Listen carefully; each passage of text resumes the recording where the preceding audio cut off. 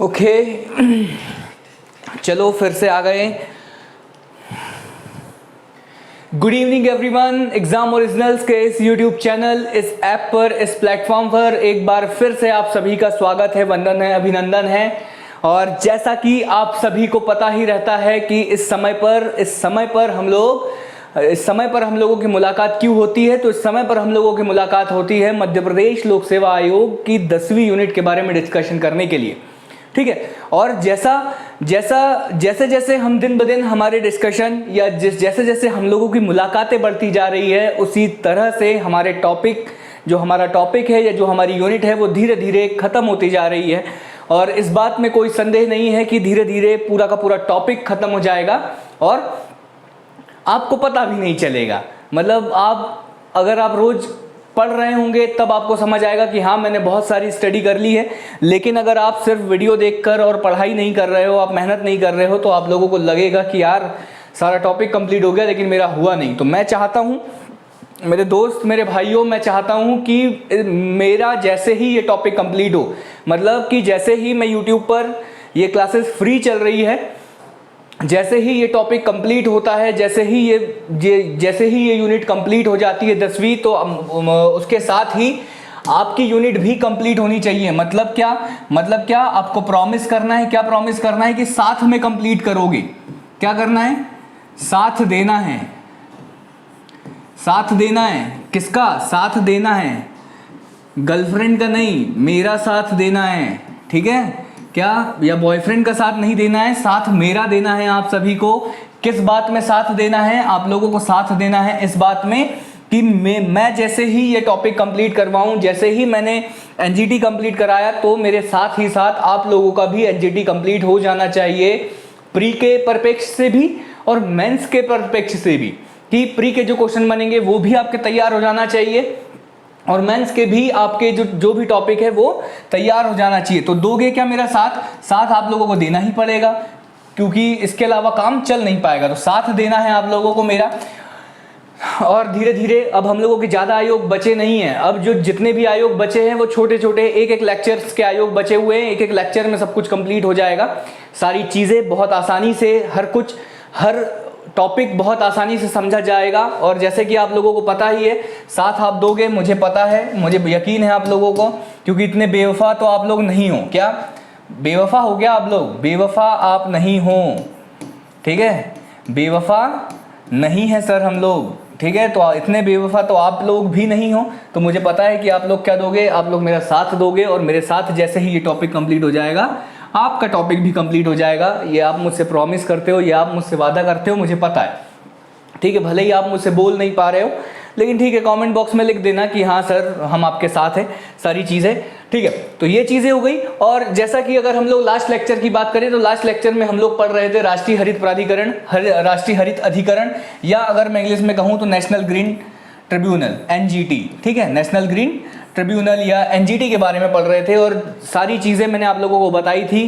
क्या बताई थी? कि जो अनुच्छेद 21 है उसमें हमें क्या दिया है, सारी चीज़ें, सब कुछ, इसके मुख्यालय, पहला देश कौन था, उद्देश्य, गठन, संरचना देख लिए थे, योग्यताएं देख लिए थे, नियुक्ति संबंध प्रावधान भी देख लिए थे कि अध्यक्ष की जो नियुक्ति है, ठीक है, अध्यक्ष की नियुक्ति जो है वो कैसे हो रही थी? अध्यक्ष की नियुक्ति हो रही थी भारत के मुख्य न्यायाधीश के परामर्श से।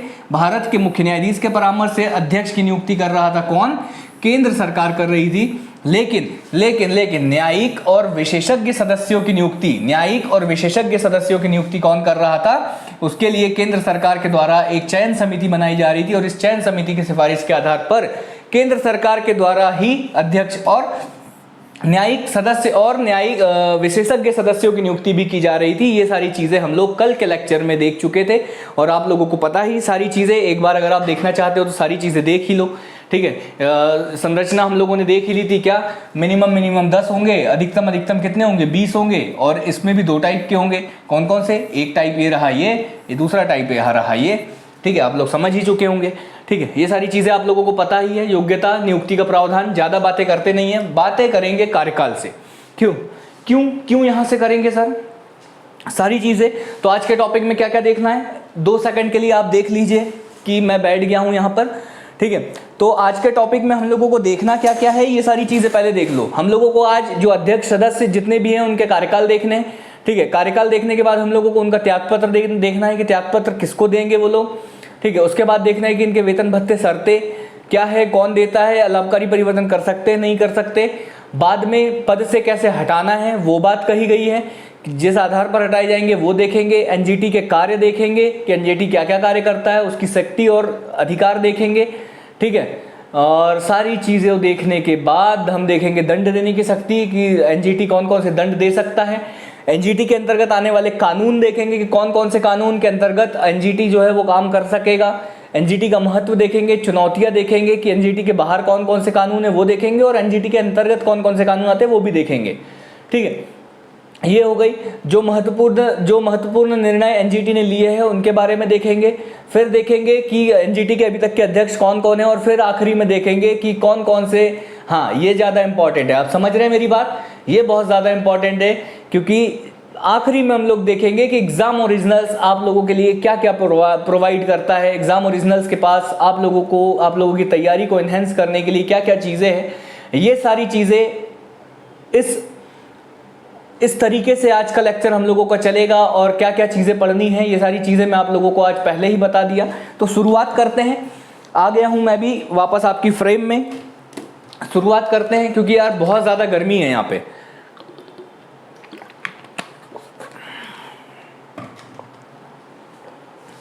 एक्चुअली हम लोगों का एसी इंस्टॉल नहीं हो पाया है, और ऐसा है कि अगर मैं पंखा या फैन या कूलर अगर चालू करूं तो आप लोगों को वॉइस क्लियर नहीं आएगी वीडियो में। दैट्स वाई कि पंखा भी बंद करना पड़ता है। तो आप समझ रहे हैं कि हम लोग कितनी मेहनत आप लोगों के लिए कर रहे हैं। तो एक लाइक, एक कमेंट, एक शेयर हम लोगों का हक बनता है, आप समझिए, ठीक है। तो ये सारी चीज़ें, ठीक है। तो आज की जो क्लास है वो चालू करेंगे हम लोग पदावधि से। पदावधि मतलब क्या होता है, टेन्योर, या टेन्योर या मैं कह दूं कि ये क्या होता है, कार्यकाल होता है। कार्यकाल मतलब कितने साल के लिए अध्यक्ष या सदस्यों को बनाया जाएगा। तो इसमें देखो सामान्यतः तो ये बोला गया, अब देखो हर बार जितने भी लोगों का कार्यकाल मैं यहां लिख दूं क्या, हाँ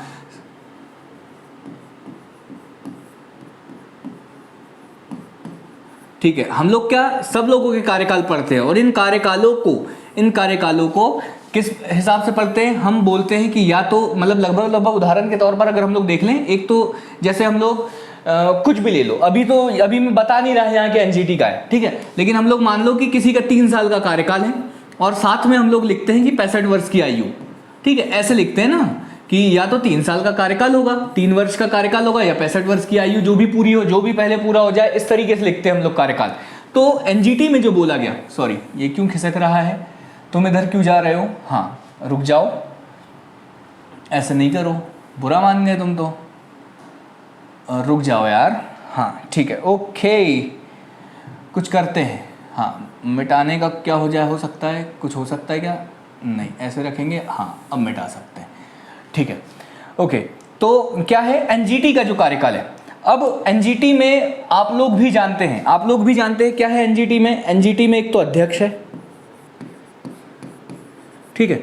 अध्यक्ष के बाद हम लोगों ने देखे सदस्य, और सदस्यों में भी हम लोगों ने देखा क्या, सदस्य में भी देखा न्यायिक सदस्य,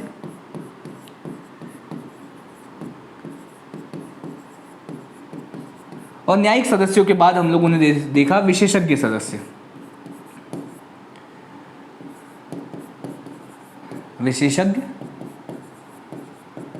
ठीक है, इतनी चीजें दिख रही है कि आप लोगों को, ठीक है।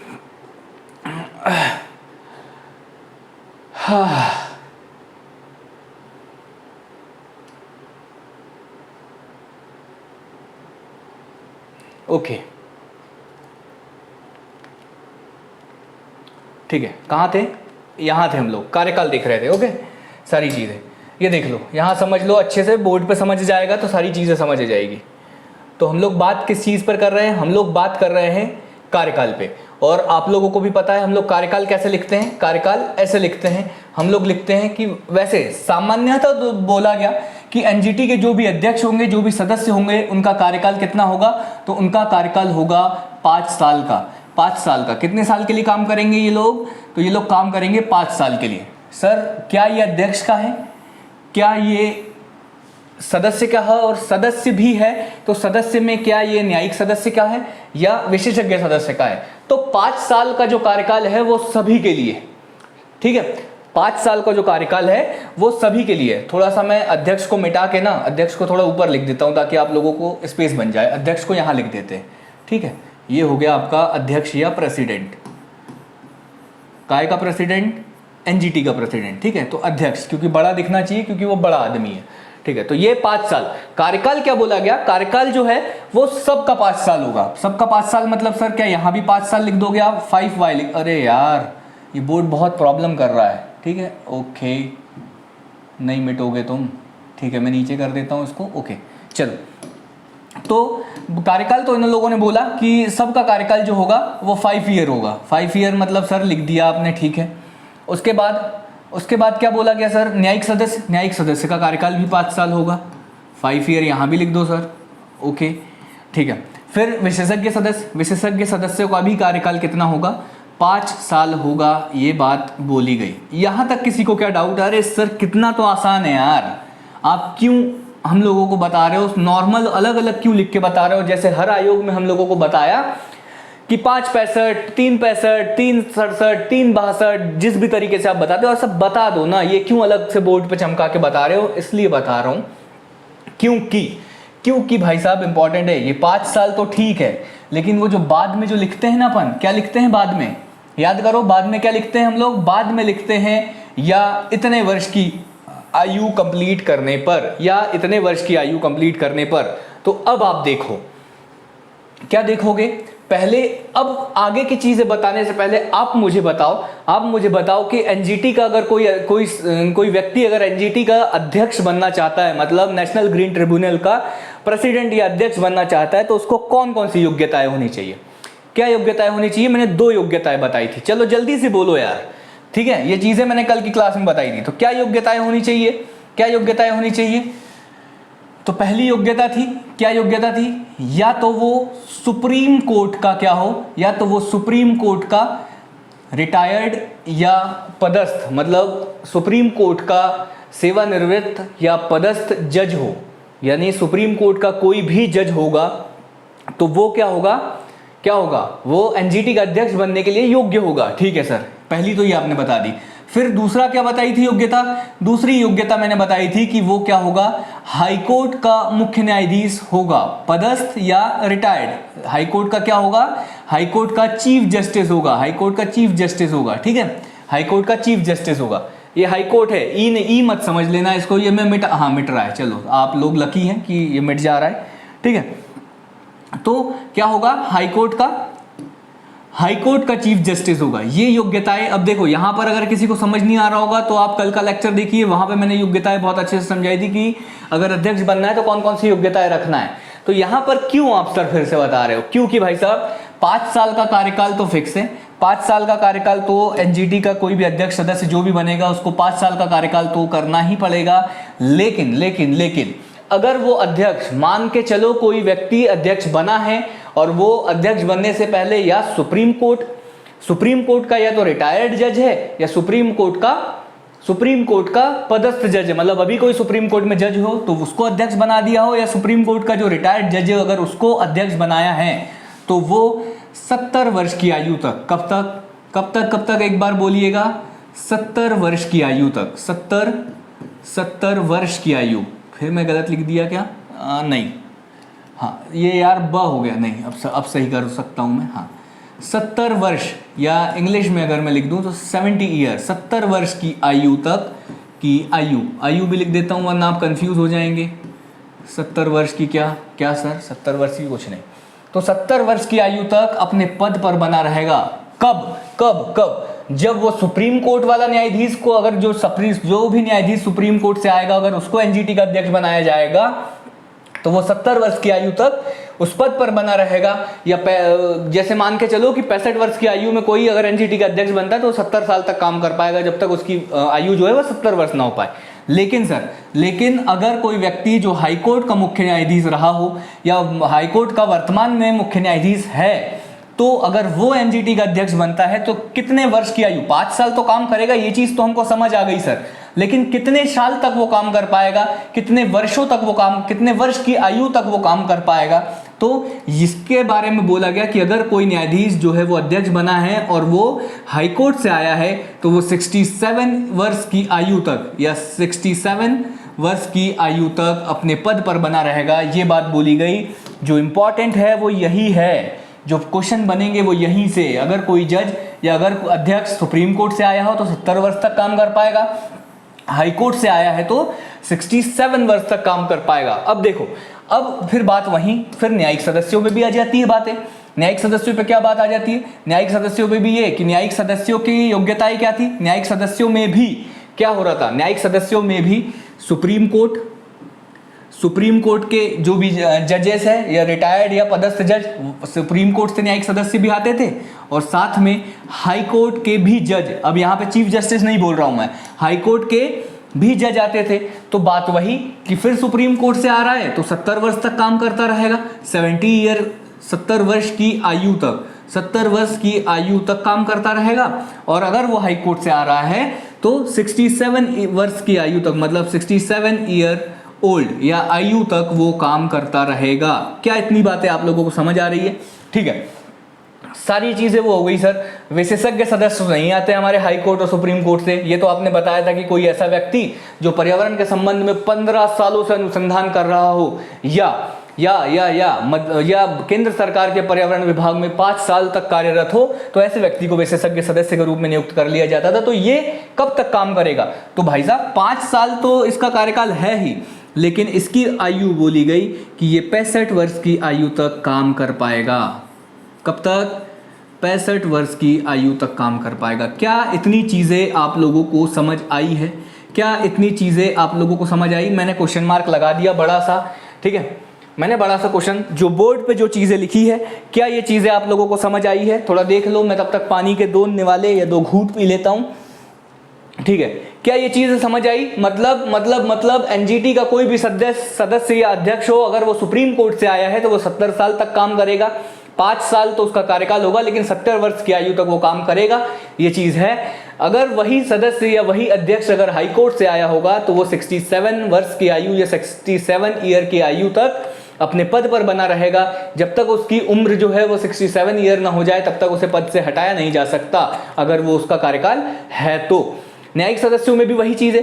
विशेषज्ञ सदस्यों की सर, विशेषज्ञ सदस्य हाईकोर्ट और सुप्रीम कोर्ट से थोड़ी ना आते हैं। विशेषज्ञ सदस्य तो जो है वो पर्यावरण विभाग से आते हैं, तो वो 65 वर्ष की आयु तक अपने कार्य पर या अपने पद पर बने रहेंगे। क्या इतनी चीजें आप लोगों को समझ आई है या नहीं आई? क्या इतनी चीजें समझ आई? हाँ, आ गई है तो बहुत अच्छी बात है, नहीं तो कोई बात ही नहीं है। बात तो यही है भाई साहब। अब देखो, अब ये स्लाइड है, ये सारी चीजें वही लिखी हुई है। क्या लिखी हुई है?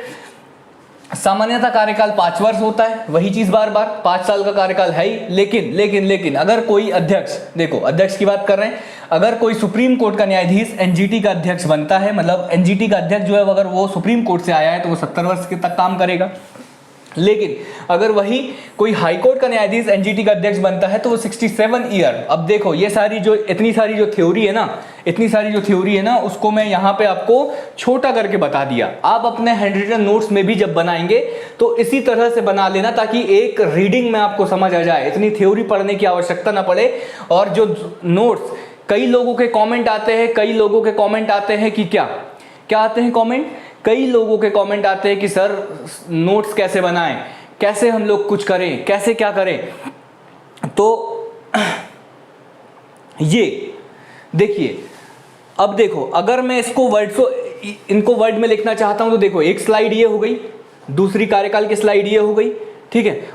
ये इतने वर्ड्स है, इतने सारी चीजें आप लोगों को पढ़ना होता है। लेकिन अगर आप शॉर्ट फॉर्म में, मतलब शॉर्ट नोट्स का मतलब यही होता है कि आप सिर्फ और सिर्फ की पॉइंट लिखो। की पॉइंट, कार्यकाल ठीक है, सबका 5 साल होता है, 5 साल सबका होता है। अध्यक्ष के लिए भी 5 साल होगा, लेकिन अगर सुप्रीम कोर्ट से आएगा तो 70 वर्ष, हाई कोर्ट से आएगा तो 67।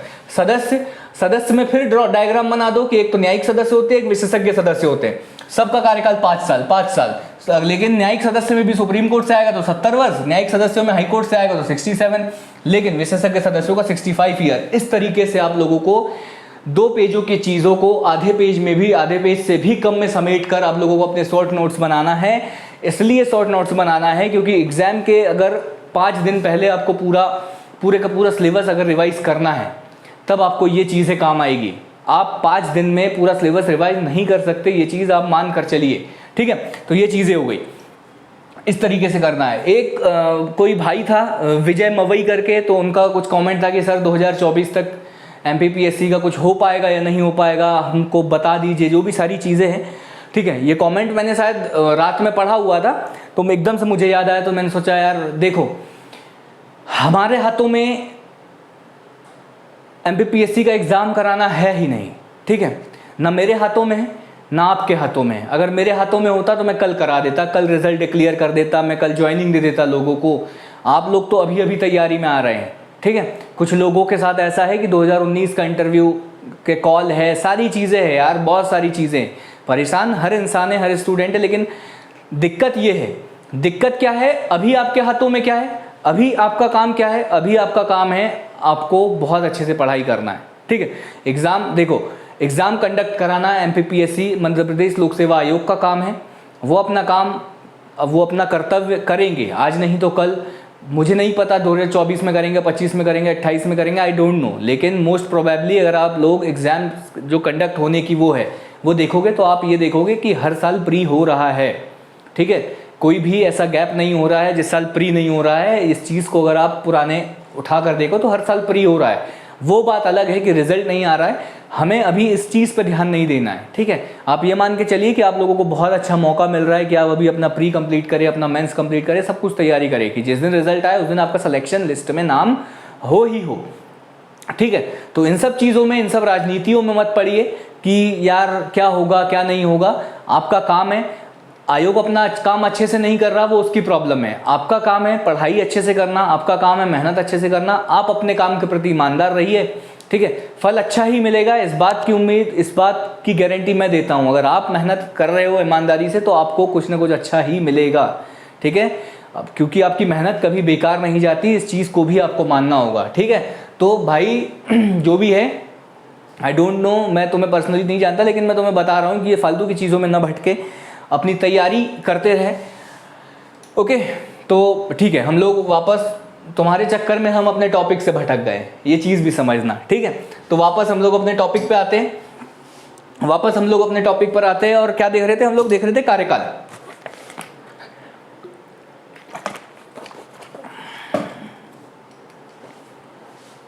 हम लोग देख रहे थे कार्यकाल, तो वही सारी चीजें हम लोग देख लिए,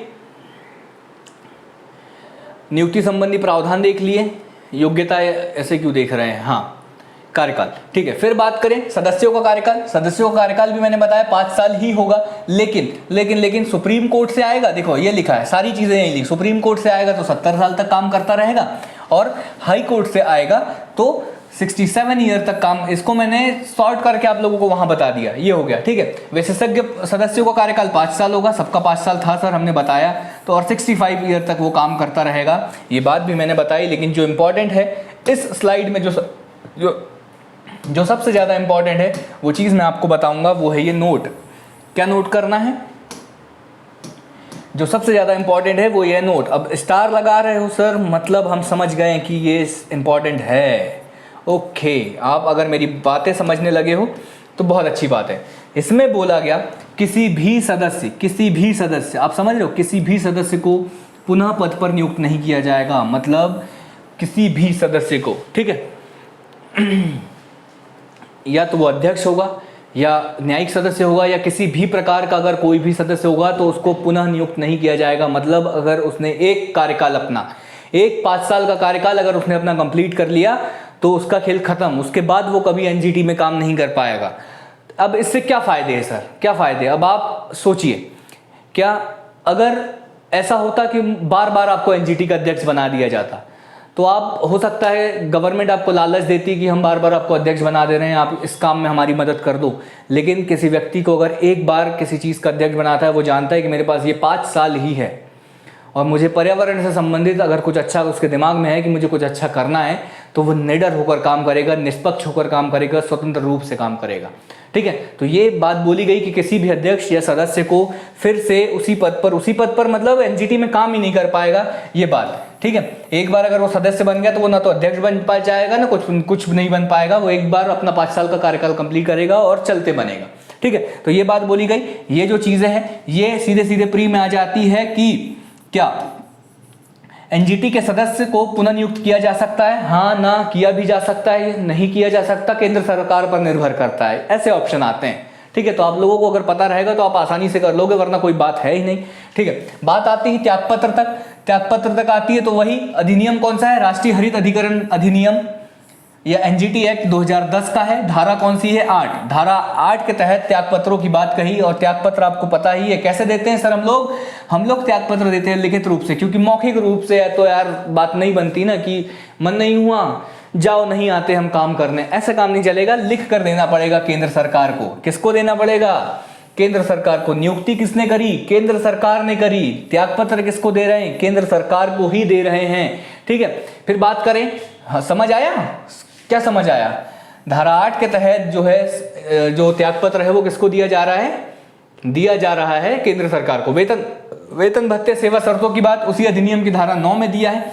और कौन निर्धारित करेगा वेतन भत्ते, तो ये निर्धारित करेगी केंद्र सरकार। सब कुछ केंद्र सरकार कर रही है तो ये निर्धारित भी कौन करेगी, केंद्र सरकार। और वही पॉइंट बार बार कि किसी भी प्रकार का अलाभकारी परिवर्तन नहीं किया जाएगा, नहीं किया जाएगा, नहीं किया जाएगा।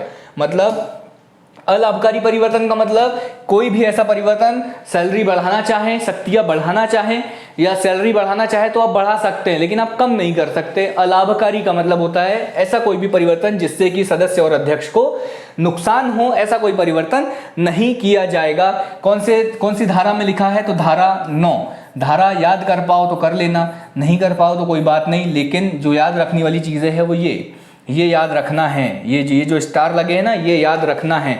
ये कार्यकाल जिन पे डिब्बे बने हैं ना, ये याद रखना है, इनको नहीं कर सकते। ये धारा एक बार याद मत रखना, लेकिन वो याद जरूर रख लेना। ठीक है, बात ये हो गई। बात आई पद से हटाने की। पद से हटाने की बात आई तो बोला कि एनजीटी के जो धारा 10 जो है, धारा 10 जो बोलती है कि एनजीटी के अध्यक्ष और सदस्यों को पद से कैसे हटाया जाएगा, इस बारे में वर्णन किया गया है। तो इसमें बोला गया, अब देखो इसमें बोला गया अध्यक्ष सदस्यों को। ठीक है, हाँ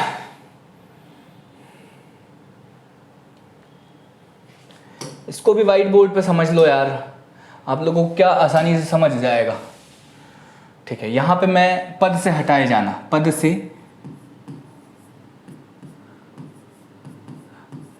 से हटाना, पद से हटाना। किसको पद से हटाना, किसको पद से हटाना भाई साहब बताओ जरा। पद से हटाना है किसको, एक तो अध्यक्ष को, और किसको हटाना है, सदस्यों को हटाना है। यही तो है सर, यही तो स्ट्रक्चर है। अध्यक्ष और सदस्यों के अलावा एनजीटी में है ही कौन, एक तो अध्यक्ष है और दूसरा कौन है, सदस्य है। ठीक है, अरे यार क्या हो रहा है। ठीक है, आप लोगों के लिए कुछ अच्छी व्यवस्था करते हैं। अरे आजकल बहुत प्रॉब्लम करने लगा है, मेरे हाथ पे बैठा नहीं है बोर्ड अभी, जब बैठ जाएगा तब धुआं कर देंगे। ठीक है, सदस्यों को। ओके, तो ये हो गया। बाकी अब इसको ऊपर पहुंचा देते हैं। ये हो गया अपना पद से हटाना है। किसको पद से हटाना है, अध्यक्षों को पद से हटाना, अध्यक्ष को पद से हटाना है और सदस्यों को पद से हटाना है। तो देखो सदस्य भी आप भी जानते हो, सदस्य भी 2 प्रकार के होते हैं सर हमारे यहाँ। तो बोला गया कौन से सदस्य होते हैं, न्यायिक सदस्य। 2 प्रकार के सदस्य होते हैं ना, न्यायिक सदस्य, और दूसरे जो होते हैं वो कौन से होते हैं, विशेषज्ञ सदस्य। विशेषज्ञ, हाँ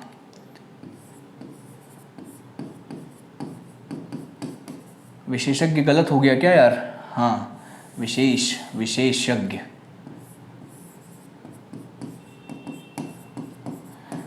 विशेषज्ञ सदस्य। अब ठीक है, अगर गलत हो तो कमेंट बॉक्स में लिख के बता देना कि नहीं सर ऐसा नहीं लिखा जाता, ऐसा लिखा जाता है। ठीक है, तो हटाना किसको है, पद से हटाना है अध्यक्ष को और सदस्यों को। ठीक है, तो आप भी जानते हैं क्या, आप भी जानते हैं बहुत अच्छे से कि कौन अध्यक्ष कहाँ से आता है, या तो अध्यक्ष कहाँ से आता है, या तो अध्यक्ष आता है सुप्रीम कोर्ट से, या कहाँ से आता है, या आता है हाई कोर्ट से। इतनी चीज़ें आपको पता है ना। अध्यक्ष और सदस्य कहाँ से आता है, या तो सुप्रीम कोर्ट से आएगा, या कहाँ से आएगा, या तो सुप्रीम कोर्ट से आएगा या हाई कोर्ट से आएगा। न्यायिक सदस्य भी आपको पता है कहाँ से आते, या तो हाई कोर्ट से आएंगे या सुप्रीम कोर्ट से आएंगे। दो जगह से कहीं से भी आ सकते हैं न्यायिक सदस्य भी। तो क्या बोला गया, देखो, तो ये बोला गया कि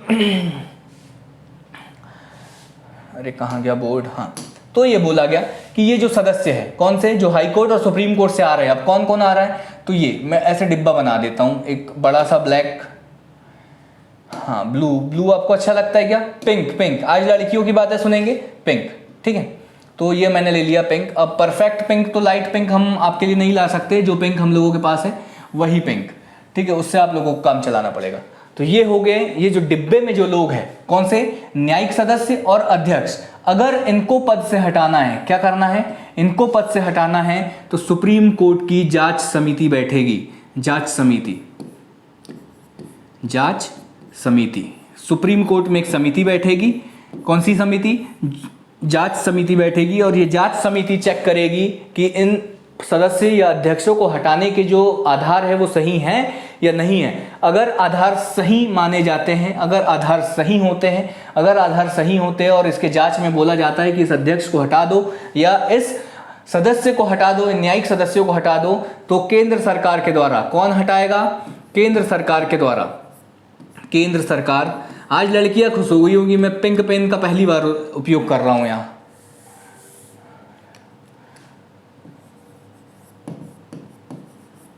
केंद्र सरकार के द्वारा क्या कर दिया जाएगा, केंद्र सरकार के द्वारा इन सदस्यों को उसके पद से हटा दिया जाएगा। मतलब जो चीजें समझ आई आप लोगों को कि सर जो सदस्य, जो अध्यक्ष सुप्रीम कोर्ट हाई कोर्ट से आ रहे हैं, मतलब न्यायिक सदस्य और अध्यक्षों को अगर हमें हटाना है तो पहले सुप्रीम कोर्ट की एक जांच समिति बैठेगी, और ये जांच समिति क्या करेगी, ये जांच समिति केंद्र सरकार को बोलेगी कि इनको हटा दो, उसके बाद ही केंद्र सरकार हटाएगी, अन्यथा बिना जांच समिति के सिफारिश के केंद्र सरकार के द्वारा नहीं हटाया जाएगा। ठीक है, ये बात हो गई, क्या इतनी बातें समझ आई, ठीक है सर। लेकिन वो विशेषज्ञ सदस्य रह गए यार सर, विशेषज्ञ सदस्यों का क्या, तो ये जो विशेषज्ञ सदस्य है इनको हटाने के लिए जांच समिति की आवश्यकता नहीं, इनको जो है वो केंद्र सरकार बिना जांच के केंद्र सरकार, ठीक है, केंद्र सरकार क्या करेगी, केंद्र सरकार करेगी बिना जांच के हटा देगी, सीधे केंद्र सरकार। क्या इतनी बातें समझ आई, क्या मेरा व्हाइट बोर्ड पर लिखना सफल हुआ या नहीं, आप लोगों को अगर समझ आ गया होगा तो मेरा लिखना सफल हो गया, अन्यथा फिर तो बात है ही नहीं।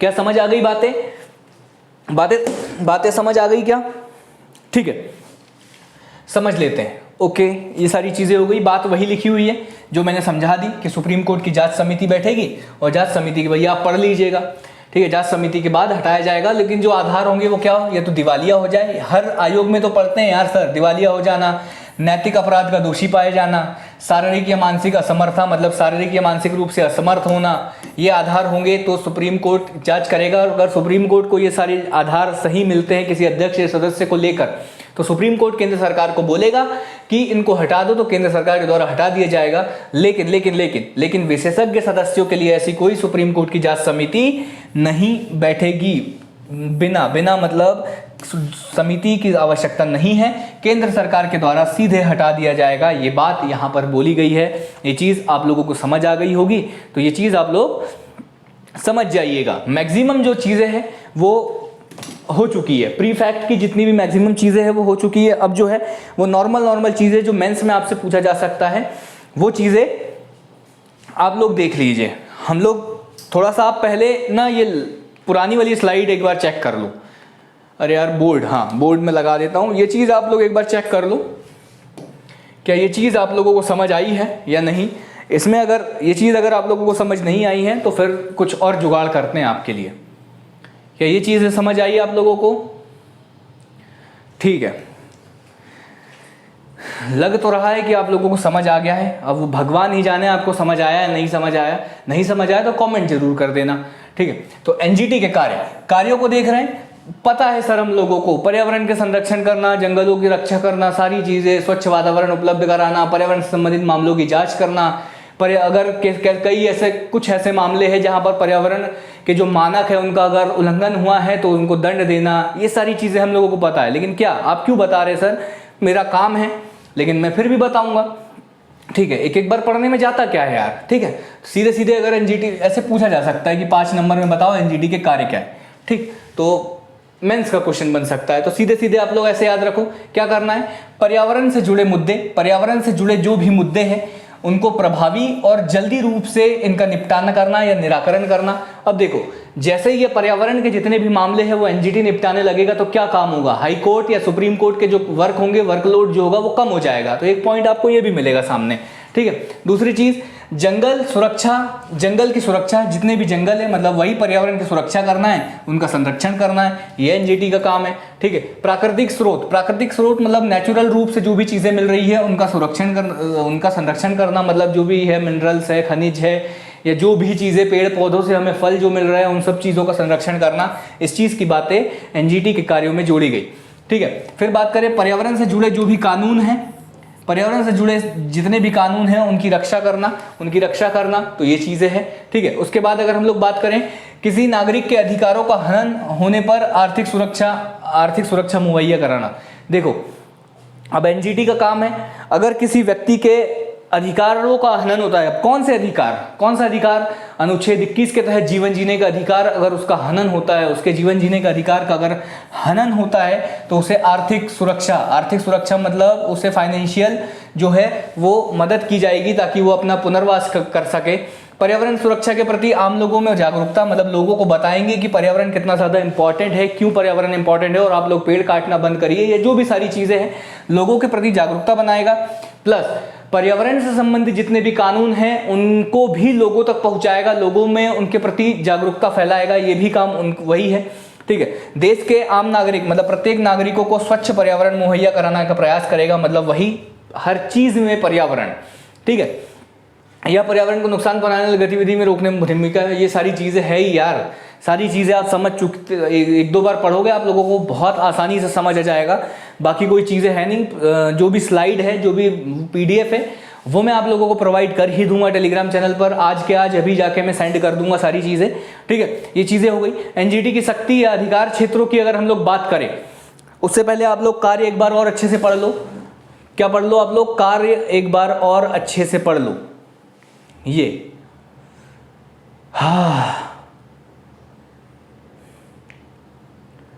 ये रहे आपके कार्य, इनको एक बार और देख लो, तब तक मैं थोड़ा रेस्ट ले लेता हूं।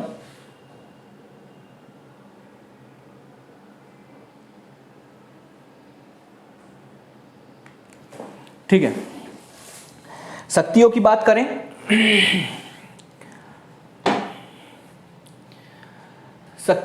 करें तो क्षेत्र, व्यापक क्षेत्रों की बात करें तो आप खुद ही सोचिए कि जो भी पर्यावरण, आज देश में कोई भी ऐसा काम नहीं है, आपको रोड बनाना है, आपको कंस्ट्रक्शन करना है, आपको घर बनाना है, आपको अपना उद्योग खोलना है, आपको अपना बिजनेस चालू करना है, आपको अपनी फैक्ट्री खोलना है, तो कोई भी ऐसा काम नहीं है जो पर्यावरण से संबंधित नहीं है, जिसका पर्यावरण से लिंक नहीं है।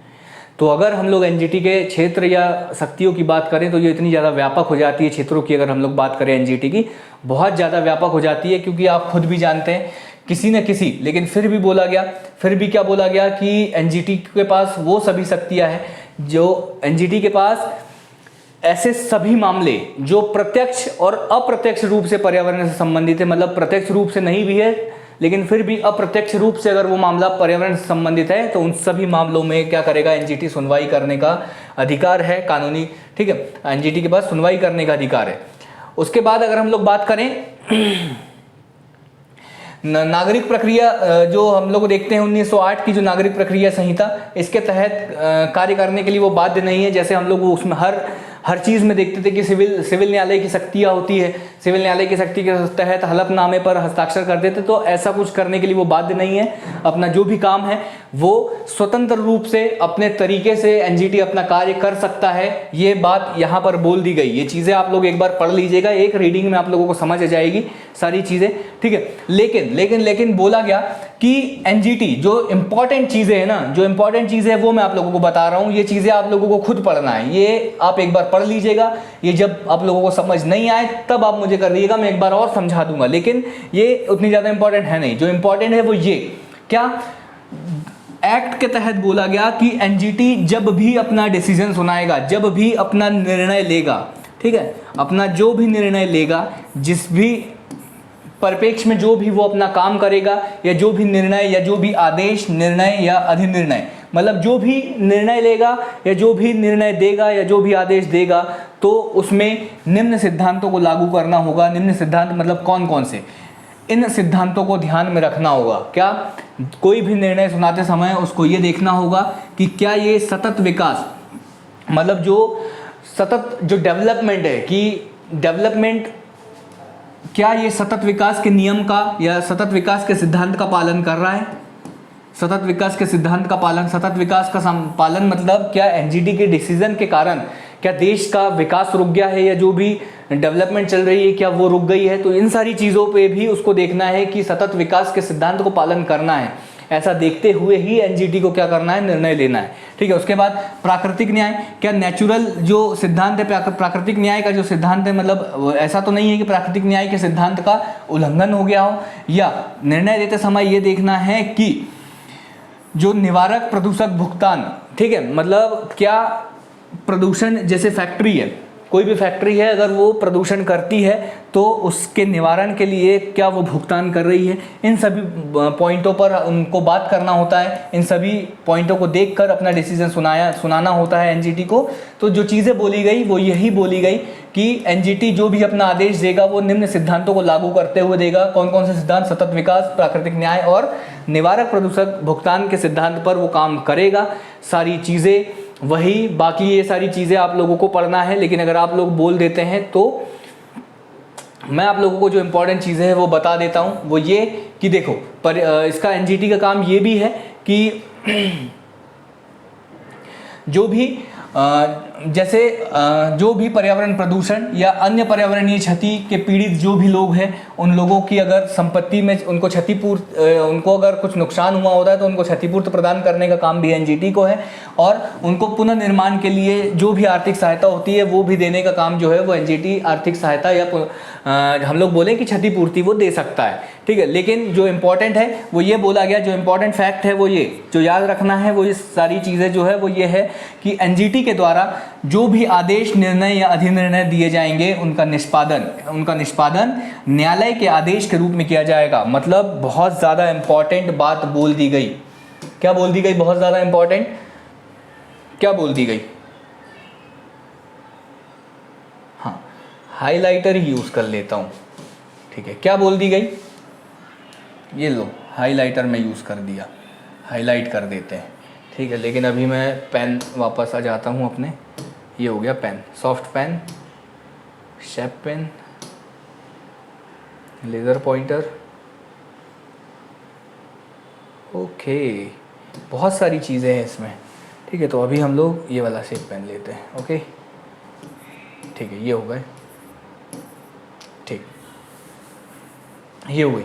तो क्या बोला गया, जो इम्पोर्टेंट चीज़ें, अरे यार, जो इम्पोर्टेंट चीज़ें हैं वो ये कि हाँ, जो इम्पोर्टेंट चीज़ें हैं वो ये कि ऐसा बोला गया कि एनजीटी के द्वारा जितने भी आदेश दिए जाएंगे, एनजीटी के द्वारा जितने भी निर्णय दिए जाएंगे, उनको उसी तरह से माना जाएगा कि किसी न्यायालय ने अपना निर्णय सुनाया है या किसी न्यायालय के आदेश के रूप में उसका निष्पादन किया जाएगा। ये बातें बोली गई। दंड देने की शक्ति, अगर हम लोग एनजीटी के दंड देने की शक्तियों की बात करें तो मैक्सिमम किसी पर्यावरण के मुद्दे पर एनजीटी को अधिकतम 3 वर्षों तक कारावास, ठीक है, 3 वर्षों तक कारावास। आर्थिक दंड की बात करें तो 10 करोड़ रुपए तक का जुर्माना लगाया जा सकता है, और कारावास और आर्थिक दंड दोनों साथ में देने की भी शक्ति जो है, दंड देने की जो शक्ति है वो दिया गया है। वो दी गई है किसको?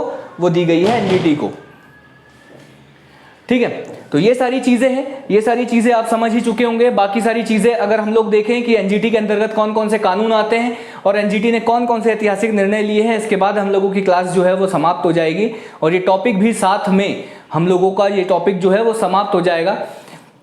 तो उससे पहले मैं अगर आप लोगों को बताऊं कि एनजीटी के अंतर्गत कौन कौन से कानून आते हैं या एनजीटी के अंतर्गत कौन कौन से एक्ट जो है पर्यावरण से संबंधित वो आते हैं, क्योंकि क्वेश्चन सीधे सीधे बनता है, प्री का क्वेश्चन बनता है कि बताइए निम्न में से कौन सा अधिनियम या कौन सा एक्ट जो है वो एनजीटी के अंतर्गत नहीं आता या राष्ट्रीय हरित अधिकरण के अंतर्गत नहीं आता, ये क्वेश्चन बनता है। तो ये जो 7 है, जो 7 मैंने यहाँ पर लिखे हुए हैं, इनको एक एक बार देख लो, ये आप लोगों को एक बार याद रखना है, ठीक है। और जो 2 नहीं आते हैं वो भी मैं आप लोगों को बताऊंगा कि जो 2 नहीं आ रहे हैं इसके अंतर्गत, उनको आना चाहिए एनजीटी के अंतर्गत, लेकिन उनको अभी एनजीटी के अंतर्गत नहीं लाया गया है। तो ये बहुत अच्छा क्वेश्चन बन जाता है कि 4 ऑप्शन आप लोगों को दे दे और पूछे कि निम्न में से कौन सा अधिनियम जो राष्ट्रीय हरित अधिकरण है उसके अंतर्गत नहीं आता। ये प्री का बहुत प्यारा क्वेश्चन आप लोगों के लिए बनकर आ जाता है, ठीक है।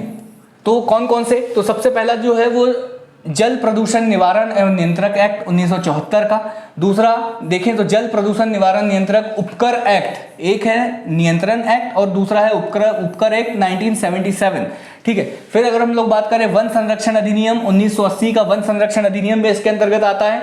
वायु प्रदूषण अधिनियम 1981 का, ये भी इसके अंतर्गत आता है। पर्यावरण संरक्षण अधिनियम 1986 का, ये भी इसके अंतर्गत आता है। लोक दायित्व बीमा अधिनियम 1991 का, ये भी इसके अंतर्गत आता है। जैव विविधता अधिनियम 2002 का, ये भी एनजीटी के अंतर्गत आता है। ये जितने भी कानून हैं इनके द्वारा इसके तहत सरकार ने जो भी निर्णय लिया है उन सभी को एनजीटी के समक्ष आप चुनौती दे सकते हैं। अगर गवर्नमेंट के द्वारा इन एक्ट के तहत कुछ गलत किया जाता है तो उन सभी को एनजीटी के तहत समक्ष आप क्या दे सकते हैं, चुनौती दे सकते हैं, ठीक है। बात महत्व की अगर हम लोग बात करें कि एनजीटी का महत्व क्या है, तो आप लोगों को पता है कि पर्यावरण से संबंधित जितने भी काम कर रहे हैं तो इसमें क्या हुआ है, इसमें हुआ है कि जो भी हमारी न्यायपालिका है, सुप्रीम कोर्ट हो चाहे वो हाई कोर्ट हो, उसका जो वर्कलोड है वो बहुत कम हुआ है, क्योंकि जितने भी पर्यावरण से संबंधित जो भी मामले हैं उनका जो निपटारा है, उनका जो निपटान है या उनको जो उन पर जो फैसले लेने का जो काम है वो एनजीटी ने अपने दायित्व में ले लिया है, ठीक है। तो बात वही है कि वही उच्च न्यायालयों के पर्यावरण संबंधी बात वही है, सारी चीजें, ये चीजें आप लोग देख लीजिएगा, सारी चीज मतलब पूरा पैराग्राफ है उसका सार यही निकलता है कि पर्यावरण संबंधी जितने भी मामले हैं उनका तीव्र रूप से प्रभावी रूप से निपटान किया जा रहा है। और तीव्र रूप से और प्रभावी रूप से निपटान होने के कारण क्या हो रहा है, तीव्र और प्रभावी रूप से निपटान होने के कारण हाई कोर्ट, सुप्रीम कोर्ट और जितनी भी न्यायालय है उनके पर्यावरण संबंधित जितने भी मामले हैं वो कम हो जा रहे हैं, उनका वर्कलोड कम हो जा रहा है। इस सब का मतलब यही है, मैंने आप लोगों को बोलकर बता दिया। लेकिन मैंने अभी जो 7 एक्ट बताए, उन 7 एक्टों के अलावा जो 2 एक्ट ऐसे भी है, 7 जो है इन एक्टों के तहत अगर गवर्नमेंट के द्वारा कुछ काम किया जाता है तो उनको एनजीटी के तहत आप एनजीटी के समक्ष आप चुनौती दे सकते हैं। लेकिन 2 ऐसे भी कानून हैं जिनके तहत आप एनजीटी के समक्ष सरकार को चुनौती नहीं दे सकते। वो कौन कौन से एक्ट है, तो वो पहला एक्ट है वन्य जीव संरक्षण अधिनियम 1972 का, बहुत ज़्यादा इंपॉर्टेंट, ये आप लोगों को याद रखना है। और दूसरा जो है अनुसूचित जनजाति पारंपरिक वन निवासी अधिनियम 2006 का। इन 2 जो अधिनियम हैं, इन दोनों अधिनियमों को एनजीटी के जो क्षेत्राधिकार है या एनजीटी के जो भी अधिकार है, जो भी शक्तियां है, उनसे दूर रखा गया है। बोला गया है कि इन 2 एक्ट के तहत आप कभी भी एनजीटी के समक्ष चुनौती नहीं दी जा सकती। तो ठीक है, जो प्री का क्वेश्चन बनेगा वो यही कि कौन से जो एक्ट है वो एनजीटी के अधिकार के अंतर्गत आते हैं तो एनजीटी के समक्ष उनको चुनौती दी जा सकती। तो 4 ऑप्शन में से 3 वो रहेंगे और एक ये रहेगा, तो आपको ये देखना है। एक तो वन्य जीव संरक्षण अधिनियम और दूसरा अनुसूचित जाति पारंपरिक वन निवासी अधिनियम 2006। बात यही है, सारी चीजें यार वही तो सब कुछ चीजें, न्यायपालिका और जो चुनौतियां यही है कि ये बाहर है। दूसरी चुनौती अगर हम लोग बात करें कि 6 माह में बोला तो है एनजीटी को कि आप अपने मामले पर्यावरण संबंधी मामलों को 6 माह में निपटारा करो, लेकिन निपटारा नहीं कर पाता, ठीक है। बात यह है कि न्यायपालिका मतलब हाईकोर्ट का दर्जा इसको दे दिया है, तो न्यायपालिका के साथ इसका मतभेद है। ऐसी बहुत सारी चीज़ें हैं। फिर हम लोगों ने बात करी कि न्यायिक सीमित क्षेत्रीय कार्यालय है। कितने क्षेत्रीय कार्यालय हैं? तो 4 क्षेत्रीय कार्यालय है, और 4 क्षेत्रीय कार्यालयों के ऊपर भी पर्यावरण संबंधी मामलों का बोझ बहुत ज़्यादा है। इस वजह से वो भी 6 माह के अंतर्गत अपने जितने भी केसेज है उनको निपटान नहीं, प्रभावी रूप से निपटान उनका नहीं कर पा रहा है। तो ये सभी एनजीटी के समक्ष चुनौतियां हैं। तो ये सारी चीज़ें पढ़ने की है, ये सारी चीज़ें आप लोग एक बार देख लीजिएगा। जो चीज़ें समझने वाली थी, क्या समझने वाला था, कैसा स्ट्रक्चर होता है, कितने सदस्य होते हैं, कौन शपथ दिलाता है, कौन नियुक्ति करता है, कार्यकाल कितना होगा, जो प्री के लिए जो भी इंपॉर्टेंट है वो सारी चीज़ें हम लोग समझ चुके हैं। जो एनजीटी ने अभी तक जितने भी निर्णय लिए हैं उनमें से जो महत्वपूर्ण निर्णय हैं वो कुछ मैं आप लोगों के सामने लेकर आया हूं, और वो आप लोगों को देखना है। ठीक है, तो ये पॉस्को नहीं है, ये पेप्सी है। यहाँ पे मिसप्रिंटिंग हो गई है। ठीक है, पेप्सी का प्लांट लगाने को लेकर ओडिशा सरकार और पेप्सी के बीच एक समझौता हुआ था, लेकिन उसमें पर्यावरण के जो जितने भी मुद्दे थे उनको अनदेखी की गई थी। तो एनजीटी के तहत 2012 में उनका जो भी समझौता है उसको निरस्त कर दिया गया था। ठीक है, इसको आप लोगों को और अच्छे से देखना है तो आप लोग गूगल पर सर्च करिएगा, पेप्सी विथ ओडिशा सरकार या ओडिशा गवर्नमेंट, या जो भी ट्रिटी है या जो भी समझौता है पेप्सी का ओडिशा सरकार के साथ, और एनजीटी ने जो भी डिसीजन सुना है या गूगल पे आप लोगों को मिल जाएगा। फिर 2012 में खुले में कचरा जलाने को पूर्णतः प्रतिबंधित, पूरे देश में 2012 में ही एनजीटी ने बोल दिया था कि खुले में जो कचरा है वो जलाना पूरी तरह से प्रतिबंधित कर दिया था एनजीटी के द्वारा। 2013 में अलकनंदा हाइड्रो पावर लिमिटेड करके एक कंपनी है, अलकनंदा हाइड्रो पावर जो लिमिटेड है, इसके तहत जो भी याचिकाकर्ता थी उनको मुआवजा दिलाने का आदेश जो था वो एनजीटी ने दिलाया। दिल्ली का जो एनसीआर वाला एरिया है उसमें 2015 में 10 वर्ष से अधिक पुराने डीजल वाले वाहनों पर रोक लगा दी। डीजल वाहन जो भी 10 साल से पुराने जो भी डीजल वाहन है पूरे का पूरे दिल्ली एनसीआर में वो वाहनों को बंद करा दिया। किसने कराया ये काम भी कराया एनजीटी ने।